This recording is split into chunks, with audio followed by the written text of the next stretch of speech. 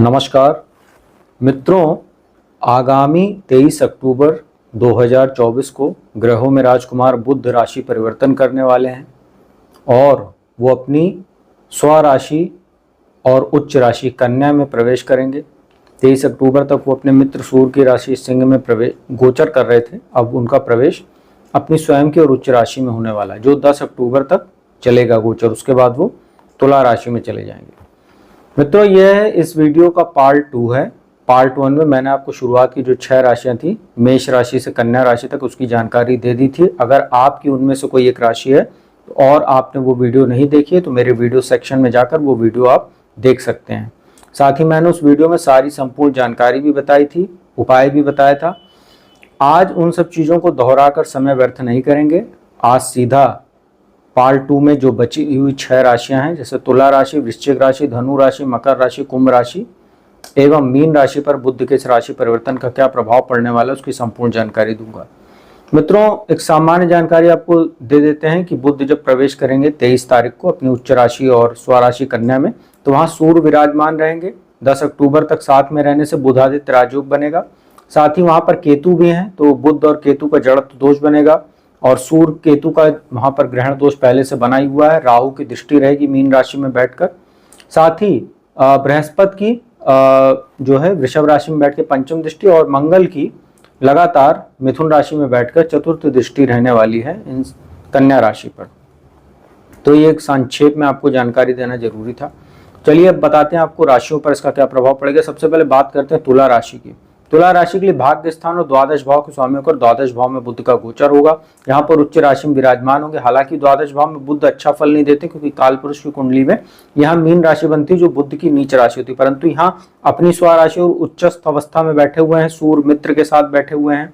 सूर्य आपके लिए लाभेश होते हैं। तो यहाँ पर भाग्येश होकर द्वादश भाव में बैठे हैं, तो कोर्ट कचहरी जुड़े मामलों में आपको सफलता मिल सकती है। हालांकि आपको ये ध्यान रखना है कि इस गोचर के दौरान किसी नए मामले में खुद को मत फंसा लीजिएगा। पुराने जो मामले आपके चल रहे हैं उसमें आपको सफलता जरूर मिल सकती है। विदेश जाने के लिए कुछ अच्छे अवसर आपको मिल सकते हैं, पढ़ाई के लिए चाहे बिजनेस के लिए। थोड़ा बहुत अपने स्वास्थ्य का भी आपको ध्यान रखना होगा, क्योंकि बुध की जो छठे भाव पर दृष्टि पड़ रही है वो नीच राशि वहां बनती है, मीन राशि।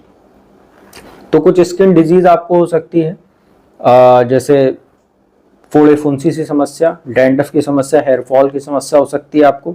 आंखों में भी कुछ समस्या हो सकती है, क्योंकि द्वादश भाव में बैठे हुए हैं, वहाँ सूर्य भी है, केतु भी है, ग्रहण दोष बना है, राहु की दृष्टि है। तो ये ध्यान रखना, आंखों का भी थोड़ा ध्यान रखिएगा। खर्चों पर नियंत्रण करके चलिएगा तो अच्छा रहेगा, क्योंकि छठे भाव पर जो दृष्टि बन रही है वह राहु भी बैठे, अनायास आपको खर्चा कराने की ओर प्रेरित करेंगे, दिखावे पर, बेवजह के ट्रैवल पर। तो इन सब चीजों से आप बचिएगा और अच्छा बजट बना के चलिए। हालांकि धन की प्राप्ति आपको होती रहेगी, परंतु बेफिजूल का खर्चा करने का कोई मतलब नहीं इस गोचर के दौरान, क्योंकि वो आगे जाकर आपको समस्या पैदा कर सकता है। और भाग्येश होकर द्वादश भाव में है, तो थोड़ा बहुत भाग्य में ये अवरोध भी पैदा करेंगे और पिता के स्वास्थ्य को भी प्रभावित कर सकते हैं। इसका आप ध्यान रखिएगा। जैसा मैंने बताया, भाग्येश होकर द्वादश में, तो उच्च शिक्षा के लिए जो छात्र प्रयासरत हैं उनको जरूर फायदा हो सकता है द्वादश भाव में बुध के उच्चस्थ होने की वजह से। तो अगर तुला राशि की ओवरऑल बात करें तो बहुत अच्छा गोचर आपके लिए नहीं कह सकते हैं। इसके बाद बात करते हैं वृश्चिक राशि की। आपके लिए गोचर बहुत उत्तम रहने वाला है। हालांकि बुध जो है वो आपके अष्टम भाव के स्वामी बनते हैं और लाभ भाव के स्वामी बनते हैं, परंतु लाभ भाव में है और अष्टमेश होकर लाभ भाव में, तो आपको अचानक धन लाभ हो सकता है। अचानक आपको बिजनेस में प्रॉफिट हो सकता है। अचानक आपको कोई नौकरी में प्रतिष्ठा, पद प्रमोशन में आपकी वृद्धि हो सकती है जो आपने सोचा नहीं होगा। आपको सरकार की ओर से कुछ सम्मान उपहार की प्राप्ति हो सकती है। साथ ही जो लोग विदेशों से व्यापार करते हैं उनके लिए फायदेमंद है। पंचम भाव पर दृष्टि रहेगी तो थोड़ा संतान की ओर से आपको चिंता वगैरह हो सकती है, क्योंकि राहु वहाँ बैठे हुए हैं और ग्रहण दोष सूर्य के साथ जो केतु का बना उसकी दृष्टि है, बुध केतु का जड़त्व दोष भी है, तो संतान की ओर से कुछ चिंता आपको हो सकती है। बाकी ओवरऑल अगर देखा जाए तो बहुत अच्छा आपके लिए। स्थान परिवर्तन आदि के भी योग बन सकते हैं जो आपके लिए फायदेमंद होगा, चाहे वो जैसे ट्रांसफर वगैरह आपका हो सकता है या आप ही चाह रहे हो कहीं मनचाहा स्थानांतरण वगैरह, तो वो इस गोचर के दौरान संभव है। शेयर मार्केट से आपको विशेष लाभ हो सकता है। हालांकि थोड़ा सावधानी पूर्वक आप निवेश कीजिएगा तो आपके लिए बेहतर और उत्तम समय ये उच्च का बुध आपको लाभ भाव में बनाकर दे रहा है। साथ ही सूर्य भी बैठे हुए हैं और सूर्य और बुध का बुधादित्य राजयोग अच्छा मैनेजमेंट कराता है, शेयर मार्केट आदि में आपको विशेष लाभ देगा। सरकारी नौकरी करने वाले लोगों को भी अच्छी स्थिति ये बन रही है। जो लोग प्रतियोगी परीक्षाओं की जो छात्र तैयारी कर रहे हैं वृश्चिक राशि वाले, या कोई इंटरव्यू आदि देने जा रहे हैं इस गोचर के दौरान, तो आपको सफलता मिलने के भी चांस है। अगर यही स्थिति आपकी जन्म कुंडली में बाय बर्थ है तो उनके लिए ये स्थिति और ज्यादा अनुकूल रहेगी। मित्र, धनु राशि की बात करते हैं। धनु राशि के लिए जो बुध होते हैं वो सप्तम भाव और दशम भाव, दो केंद्र स्थान के स्वामी होकर दशम भाव में गोचर करेंगे। आपके लिए भद्र नाम का महापुरुष राजयोग बनाएंगे। बहुत अच्छी स्थिति आपके लिए। अगर आप एडवाइजरी का, कंसल्टेंसी का काम करते हैं, ज्योतिष का काम करते हैं, वाणी संबंधित काम करते हैं, सलाहकार वगैरह हैं, या मैथमेटिशियन वगैरह हैं, टीचर आदि हैं, या रियल एस्टेट आदि सेक्टर में अगर आप ब्रोकरेज आदि का काम करते हैं, दलाली का काम करते हैं, तो आपको अच्छा धन लाभ और अच्छे अच्छे अवसर, अच्छे प्रोजेक्ट ये बुध दिलाने का काम करेगा। भौतिक सुख साधन की भी प्राप्ति संभव है। बस आपको ये ध्यान रखना कि इन्वेस्टमेंट आदि अच्छे सोच समझ कर कीजिएगा। कुछ चतुर्थ भाव में राहु बैठा हो सकता है थोड़ा बहुत आपको भ्रमित कर सकते हैं, तो अच्छे सलाह वगैरह लेकर और अच्छे डील जब मिले आपको तभी आप कोई प्रॉपर्टी आदि में निवेश कीजिएगा, अन्यथा कुछ धोखा भी हो सकता है। साथ ही सूर्य दशम भाव में बैठे हुए दिग्बली होते हैं सूर्य, तो आपको सरकारी नौकरी करने वाले लोगों को ये फायदा दे सकता है और कहीं ना कहीं गोचर आपके लिए ये उत्तम कह सकते हैं, बहुत अच्छा आपके लिए। इसके बाद बात करते हैं मकर राशि की। आपके ऊपर 7.5 का अंतिम चरण चल रहा है। बुध जो है वो आपके भाग्य स्थान में गोचर करने वाले हैं। छठे भाव के स्वामी होते हैं और भाग्य स्थान के स्वामी होकर भाग्य स्थान में रहेंगे, तो प्रतियोगी परीक्षाओं में आपको सफलता मिलेगी। आत्मविश्वास में आपको जबरदस्त वृद्धि रहेगी। आपको ये ध्यान रखना है कि यहाँ पर जो ग्रहण दोष बना हुआ है, जड़त्व दोष बना है, ये पिता के साथ कुछ मतभेद पैदा कर सकता है, पिता के स्वास्थ्य को कुछ प्रभावित कर सकता है। छोटे भाई बहनों के भी साथ आपको संबंधों को ध्यान देना होगा, क्योंकि तीसरे भाव में राहु बैठे हैं। हालांकि तीसरे भाव में राहु कारक होते हैं, आत्मविश्वास वगैरह पराक्रम पुरुषार्थ में वृद्धि कर रहे हैं, परंतु छोटे भाई बहनों से के संबंधों को लेकर थोड़ा आपको ध्यान रखना होगा और कुसंगति से बचना होगा, क्योंकि इस गोचर के दौरान अगर आप बेवजह की दोस्ती यारी में पड़ेंगे तो आपको कुछ नुकसान भी हो सकता है। और रोगेश होकर भाग्य स्थान में, तो फिर से आपको एक बार सतर्क कर देते, पिता के स्वास्थ्य का ध्यान रखिएगा। और जो छात्र पढ़ाई करने के लिए या शिक्षा के लिए, उच्च शिक्षा के लिए विदेश आदि जाना चाह रहे हैं, उनको फायदा हो सकता है यह स्थिति भाग्य स्थान में जो बुध की बन रही। तो ओवरऑल आपके लिए शिक्षा संबंधित चीजों के लिए बहुत अच्छा है मकर राशि वालों के लिए, इसका आप फायदा उठाइए। इसके बाद बात करते हैं कुंभ राशि की। कुंभ राशि के लिए जो बुध होते हैं पंचम भाव के स्वामी और अष्टम भाव के स्वामी होकर अष्टम भाव में आ रहे हैं, उच्च राशि के में बैठेंगे। हालांकि यहाँ सूर्य केतु का ग्रहण दोष, बुध केतु का जड़त्व दोष, राहु से दृष्टि संबंध, शनि से षडाष्टक दोष, बृहस्पति और मंगल की दृष्टि भी रहेगी अष्टम भाव पर। तो कई प्रकार की खिचड़ी जैसी बन रही स्थिति, ये एक दृष्टि संबंध और जो युति बन रही कई सारी। तो अष्टम भाव में बुध बैठेंगे तो आपको ये ध्यान रखना है कि स्वास्थ्य का अपने थोड़ा ध्यान रखिएगा।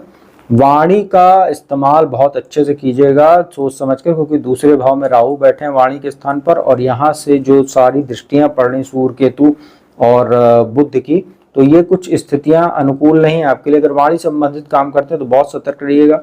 पैतृक संपत्ति जुड़ा कोई मामला चल रहा है उसमें भी काफी सूझबूझ कर कदम बढ़ाइएगा, अन्यथा बनता काम बिगड़ सकता है।